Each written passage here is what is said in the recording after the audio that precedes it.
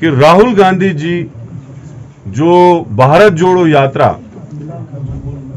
20 तारीख को इंटर करेंगे, वो लखनपुर में एक बड़ा इवेंट होगा। फ्लैग जो पंजाब के प्रेसिडेंट है वो मेरे हाथ में देंगे और राहुल जी जेएंड के प्रेसिडेंट को देंगे और राहुल जी उसके बाद जो है पदयात्रा शुरू करेंगे जम्मू कश्मीर की। तो 10 दिन की ये टोटल पदयात्रा होगी भारत जोड़ो की, और दिन का लगभग 25, 30, 35 किलोमीटर जितना भी हो सकेगा उतना वो रात दिन को चलेंगे।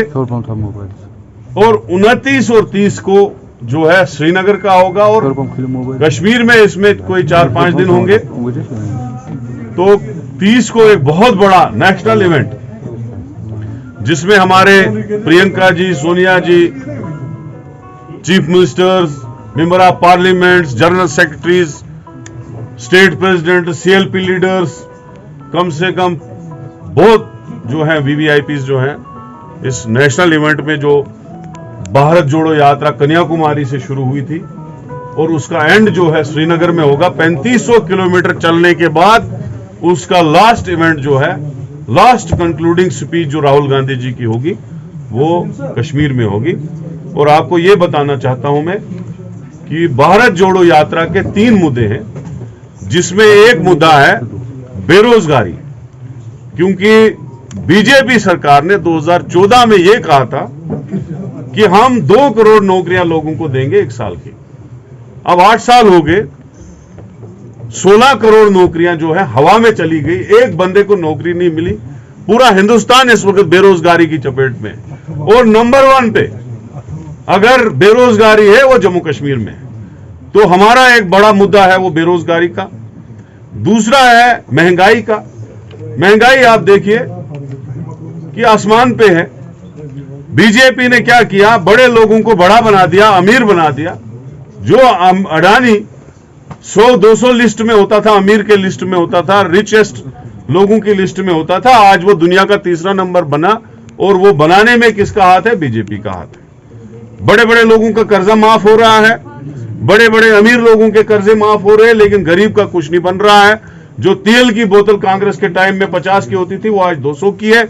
जो गैस सिलेंडर कांग्रेस के टाइम में 450 या 450 का पहुंचा था वो आज 1200 रुपए में है। जो चावल कांग्रेस के टाइम में 12-13 रुपए किलो मिलता था आज वो 60-70 रुपए मिलता है। जो आटा उस टाइम 8 से 10 रुपए मिलता था वो आज 35 रुपए पे पहुंचा है। ऐसी दवाइयों की रेटें बढ़ी, जो जानवरों को फीड देते हैं उसकी रेटें बढ़ी, हर चीज की रेटें बढ़ी, डीजल और पेट्रोल की रेटें बढ़ी।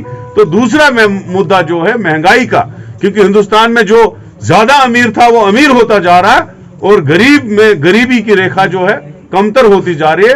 हंगर इंडेक्स में भी हमारा रेशो जो है 88 से 107 पे पहुंच गया। तो एक ये इशू है भारत जोड़ो यात्रा में। 2 मुद्दे हैं राहुल जी के। और तीसरा है जो नफरत बीजेपी ने फैलाई।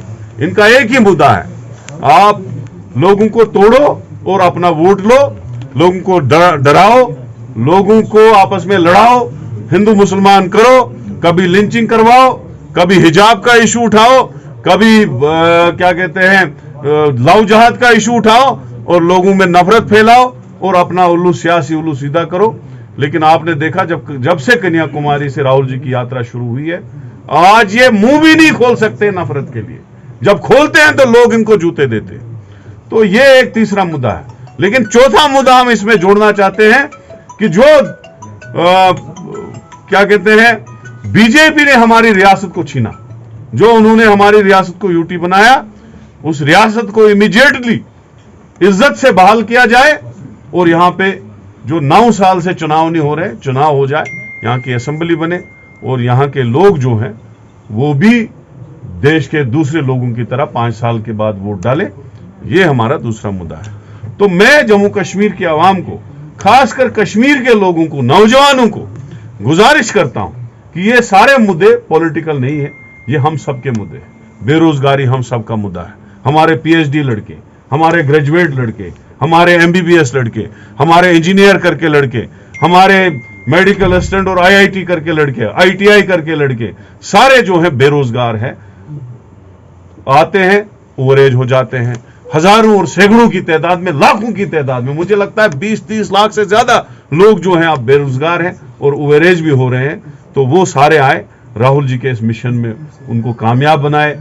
बेरोजगारी का इशू है, महंगाई का इशू है, स्टेट का इशू है, और नफरत जो बीजेपी ने फैलाई उसको मुंह तोड़ जवाब देना है। हम उनको जो 30 तारीख को बड़ा इवेंट हो रहा है भारत जोड़ो का, उसमें आने की दावत देते हैं। यही आज हमारी प्रेस कॉन्फ्रेंस का मफहूम था।